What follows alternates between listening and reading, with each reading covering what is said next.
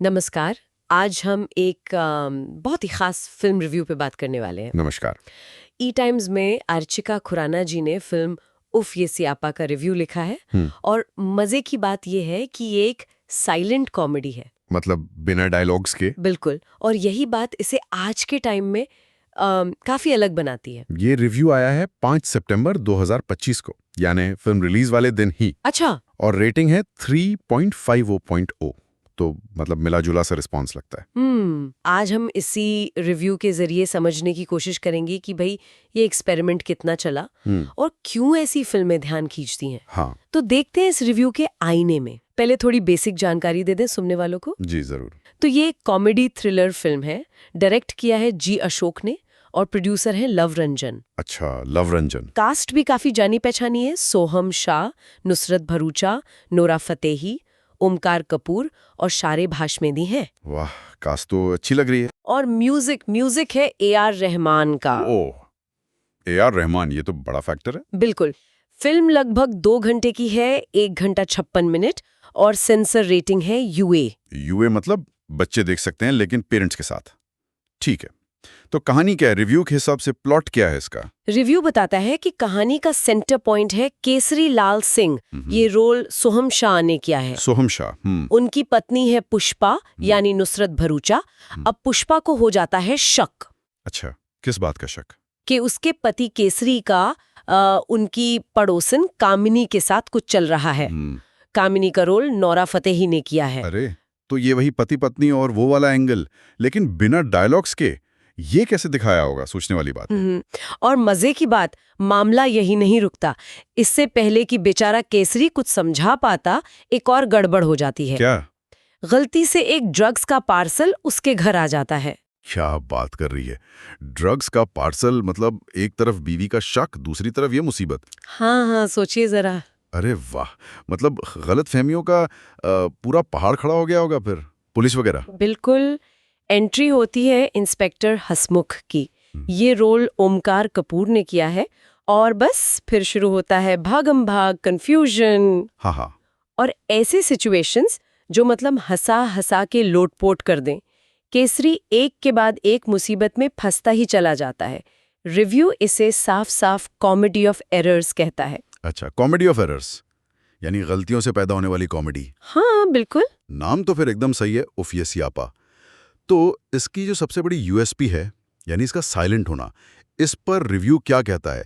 क्या ये सिर्फ एक, वो कहते हैं ना, गिमिक है, या कहानी के लिए जरूरी है? नहीं, रिव्यू इसे गिमिक नहीं मानता, बल्कि इसे फिल्म का सबसे अनोखा और साहसिक पहलू बताया गया है। साहसिक? हाँ, मतलब डेयरिंग।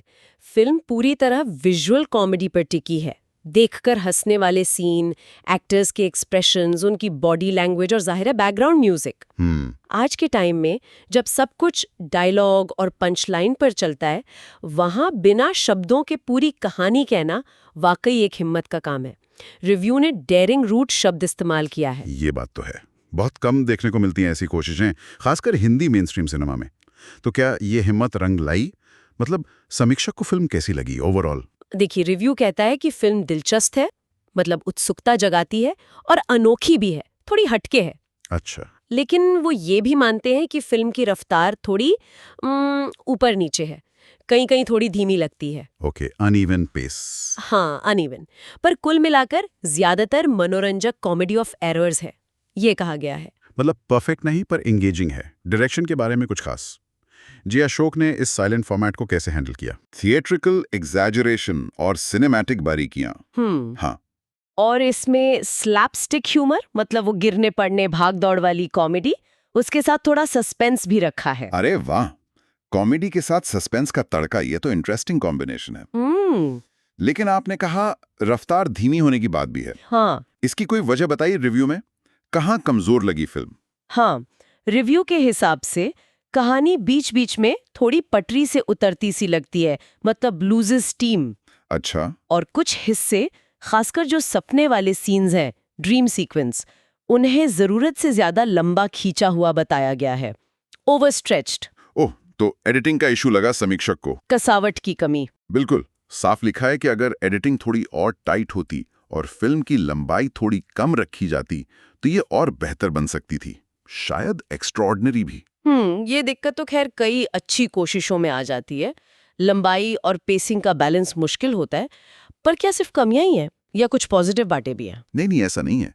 रिव्यू में फिल्म की हिम्मत, उसकी ऑडेसिटी और एम्बिशन की तारीफ भी की गई है। अच्छा। हाँ, कहा गया कि आजकल जहां ज्यादातर फिल्में एक सेट फॉर्मूले पर बनती हैं, वहां ऐसी कोशिश कुछ ताजा हवा के झोंके जैसी है, एक रिफ्रेशिंग पैलेट क्लिंजर, भले ही परफेक्ट ना हो। ये तो बहुत जरूरी बात कही। कुछ नया ट्राई करने का जज्बा ही आर्ट को आगे ले जाता है। चलिए अब एक्टिंग पर आते हैं। बिना डायलॉग के तो सारा बोझ एक्टर्स के कंधों पर आ गया होगा। उनके एक्सप्रेशंस, बॉडी लैंग्वेज, बहुत बड़ा चैलेंज है ये तो। आपने बिल्कुल सही पॉइंट पकड़ा है, और रिव्यू के हिसाब से एक्टर्स इस चैलेंज पर काफी हद तक खरे उतरे हैं। सबसे पहले सोहम शाह, उनको तो हमने तुम्बाड़ जैसी सीरियस इंटेंस फिल्म में देखा है। यहाँ कैसे हैं वो एक साइलेंट कॉमेडी में? ये तो एकदम अलग जोन हो गया उनके लिए। और लगता है रिव्यूअर इसी बात से काफी इम्प्रेस्ड हैं। रिव्यू कहता है कि सोहम शाह ने गजब की वर्सेटिलिटी दिखाई है यहाँ। सच में? हाँ, वो तुम्बाड़ वाला इंटेंस अवतार भूल जाइए। यहाँ केसरी के रोल में उन्होंने फिजिकल कॉमेडी, वो अतिरंजित रिएक्शंस, वो सब बहुत अच्छे से किया है। एकदम वो कहते हैं ना, क्लाउनिश मोड में, मस्खरे वाले अंदाज में। वाह, ये तो सच में उनकी रेंज दिखाता है। ये सुनना दिलचस्प है। और नुसरत भरूचा जो पुष्पा बनी है, उनके बारे में क्या? नुसरत के बारे में कहा गया है कि उन्होंने अपने किरदार में वो मासूमियत, थोड़ी लाचारी सी और साथ ही एक कॉमिक टच, दोनों का अच्छा बैलेंस दिखाया है। खासकर जब वो शक कर रही होती हैं अपने पति पर, उन सीन्स में उनकी एक्टिंग असरदार बताई गई है। और नोरा फतेही, उन्हें तो हम ज्यादातर डांस नंबर्स में ही देखते हैं। क्या यहाँ उनका रोल सिर्फ ग्लैमर के लिए है या कहानी में कुछ वजन है? ये अच्छा सवाल है। रिव्यू का मानना है कि नोरा फतेही ने सिर्फ अपनी प्रेजेंस नहीं दिखाई, बल्कि अपनी स्क्रीन प्रेजेंस का असरदार इस्तेमाल किया है। उनका किरदार कामिनी सिर्फ एक टोकन कैरेक्टर बनकर नहीं रह गया है। चलिए, ये अच्छी बात है। और बाकी एक्टर्स, ओमकार कपूर और शारिब हाशमी। हाँ, ओमकार कपूर जो इंस्पेक्टर हसमुख बने हैं, उनके बारे में लिखा है कि वो कहानी में एक मजेदार लेयर जोड़ते हैं। Amusing layer. अच्छा। और शारिब हाशमी, वो तो जान ही जाते हैं अपनी सहज कॉमेडी के लिए।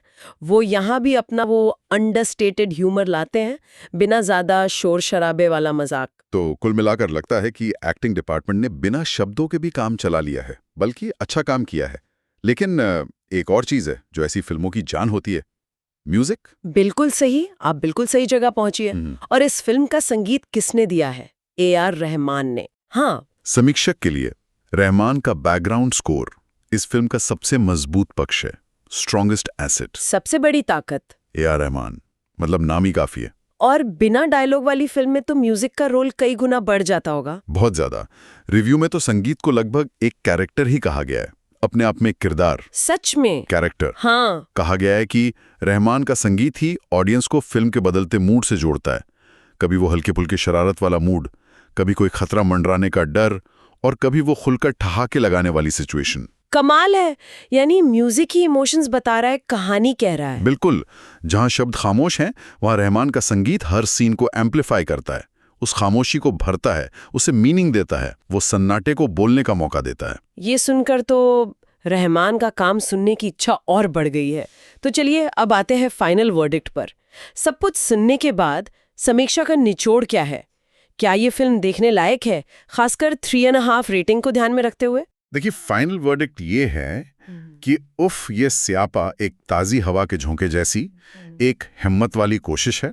हाँ, ये शायद कोई ज़मीन हिला देने वाली ग्राउंड ब्रेकिंग फिल्म ना हो, लेकिन ये एंटरटेन करती है, कहीं कहीं सरप्राइज भी करती है, और सबसे बड़ी बात, अपनी हिम्मत से, अपनी ऑडेसिटी से चेहरे पर मुस्कान जरूर लाती है। यानी कुछ कमियों के बाद भी एक यादगार अनुभव हो सकता है अपनी अनोखी कोशिश के लिए। हाँ, इसे एक फन राइड कहा गया है, जो इम्परफेक्ट है, पूरी तरह से परफेक्ट नहीं, पर जिसमें नयापन है, इन्वेंटिवनेस है। अच्छा। और रिव्यू के आखिर में एक बहुत खूबसूरत लाइन है कि ये फिल्म साबित करती है कि कॉमेडी में खामोशी भी सुनहरी हो सकती है।